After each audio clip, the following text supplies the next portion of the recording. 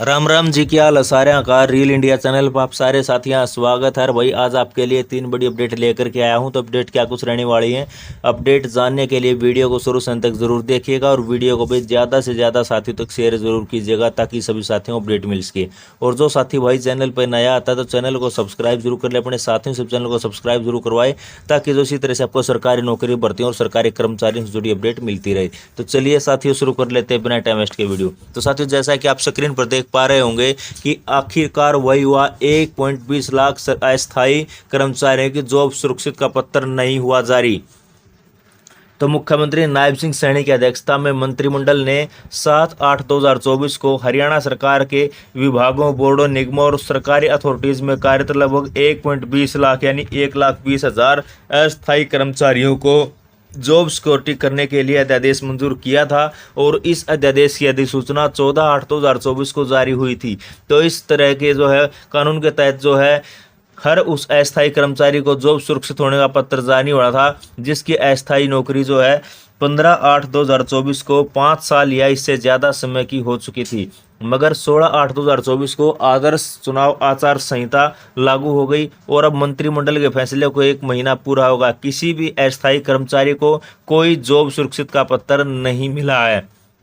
तो दैनिक सवेरा ने मुख्य निर्वाचन अधिकारी से जानकारी ली कि क्या हरियाणा सरकार ने 1.20 लाख अस्थायी कर्मचारियों को जॉब सिक्योरिटी देने संबंधित कोई अनुमति आयोग से मांगी है। तो वहां से जानकारी मिली कि अभी तक प्रदेश सरकार ने इस बारे में कोई पत्र नहीं मिला है, यानी प्रदेश सरकार जो कोई पत्र जो है चुनाव आयोग को नहीं दिया है। सरकार की तरफ से चुनाव आयोग को कोई इस प्रकार का जो पत्र नहीं मिला है। तो गलियारे में इसकी चर्चा हो रही है और मुख्यमंत्री नायब सिंह सैनी सवेरा के पूछने पर जो बार बार यही दावा कर रहे हैं कि 1,20,000 अस्थायी कर्मचारियों की जॉब सुरक्षित है, मगर वास्तविकता में यह जॉब उस दिन सुरक्षित होगी जिस दिन उन्हें पत्र मिल जाएगा। और इस समय चुनाव आचार संहिता लागू है और अभी तक प्रदेश सरकार की तरफ से चुनाव आयोग से अनुमति नहीं मांगी गई है। अगर मांगी जाएगी तो सामान्य तौर पर आयोग इस तरह की अनुमति नहीं देता है, क्योंकि चुनाव आयोग ने तो HPSC और HSSC को रेगुलर भर्ती का फाइनल रिजल्ट जारी करने पर भी रोक लगा दी है। तो इसलिए गलियारे में कहा जा रहा है कि अगर चुनाव प्रक्रिया पूरी होने से पहले शायद ही अब 1,20,000 कच्चे कर्मचारियों को जॉब सुरक्षित का पत्र मिल पाए। तो वैसे अधिनियम बनने के बाद उसके नियम बनने होते हैं और अभी जॉब सुरक्षित अधिनियम के तहत नियम ही नहीं बने हैं। तो इन नियमों की अधिसूचना के बाद ही जॉब सुरक्षित का पत्र जारी हो सकेंगे और अध्यादेश की अवधि 6 महीने की होती है। अगर विधानसभा या संसद में उसका विधेयक लाकर उस पर राज्यपाल या राष्ट्रपति के हस्ताक्षर हो जाते हैं तो वह कानून बन जाता है, अन्यथा अध्यादेश के तहत बना कानून 6 महीने में समाप्त हो जाता है।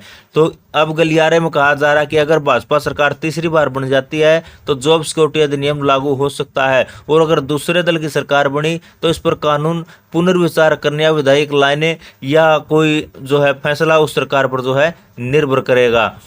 अब जो है दूसरी बड़ी अपडेट को लेकर के बात कर लेते हैं, वही कंप्यूटर अध्यापकों को लेकर के। भाई कंप्यूटर अध्यापकों ने भूख हड़ताल को लेकर मरण व्रत में बदलने की दी चेतावनी। तो कंप्यूटर अध्यापक संघर्ष कमेटी के आह्वान पर राज्य भर के कंप्यूटर अध्यापकों द्वारा डिप्टी कमिश्नर कार्यालय के सामने दिन रात पक्का मोर्चा लगाकर शुरुआत की गई अनिश्चितकालीन भूख हड़ताल 8वें दिन भी जारी रही और कंप्यूटर शिक्षकों ने चेतावनी दी कि अगर पंजाब सरकार ने अपने वादे के मुताबिक कंप्यूटर शिक्षकों की मांगों को पूरा नहीं किया तो भूख हड़ताल को मरण व्रत में बदल दिया जाएगा। और आज डिप्टी कमिश्नर दफ्तर के सामने स्थायी मार्च के 8वें दिन कंप्यूटर टीचर यूनियन बठिंडा के प्रदेश नेता जोनी सिंगला भूख हड़ताल पर बैठे, जबकि साथी कंप्यूटर अध्यापक धरने पर बैठे रहे। और इस दौरान बठिंडा से प्रदीप मलुका, इकबाल सिंह मराड़, फतेहगढ़ से जो साहिब से जो है जसपाल सिंह, तरन तारन से गुरप्रीत सिंह और अमनप्रीत सिंह, मोगा से कुलविंदर सिंह, बरनाला से विपुल गोयल,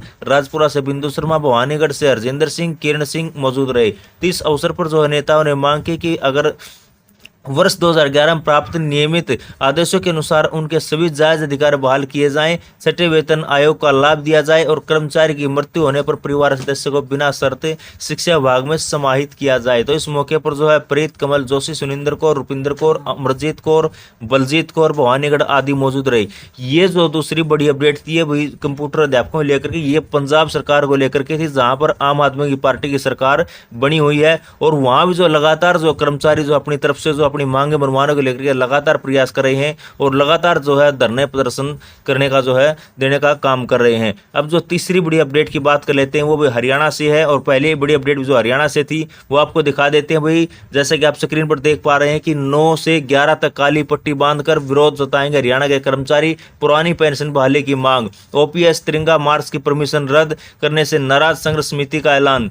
तभी हरियाणा के विधानसभा चुनाव में ओल्ड पेंशन स्कीम ओपीएस का मुद्दा गर्म है और प्रदेश के कर्मचारी और अधिकारी पिछले कई सालों से पेंशन बहाली संघर्ष समिति के बैनर तले लगातार ओपीएस बहाली को लेकर के आंदोलन कर रहे हैं। हालांकि केंद्र कर्मचारियों के लिए एनपीएस यानी न्यू पेंशन स्कीम की जगह यूपीएस यूनिफाइड पेंशन स्कीम लागू करने का ऐलान कर चुकी है और ओपीएस की मांग को लेकर संघर्ष समिति द्वारा पहले जिला स्तरीय आक्रोश मार्च निकाले गए। इसके बाद जो है संघर्ष समिति द्वारा 25 अगस्त को अम्बाड़ा और 1 सितंबर को हिसार में ओपीएस तिरंगा मार्च निकाले गए और 8 सितंबर को रोहतक में तिरंगा मार्च निकाला जाना था। जिला प्रशासन ने संघर्ष समिति को इसकी परमिशन रद्द कर नहीं दी और इससे नाराज संघर्ष समिति ने ऐलान किया कि 9 से 11 सितंबर तक कर्मचारी अपने विभागों में काली पट्टी बांध सरकार के खिलाफ रोष व्यक्त करेंगे। संघर्ष समिति के अध्यक्ष विजेंद्र धारीवाल ने कहा कि हरियाणा के 2,90,000 सरकारी कर्मचारी और लगभग 40,000 हरियाणा निवासी केंद्रीय विभागों और अर्ध सैनिक बलों में जो है नियुक्त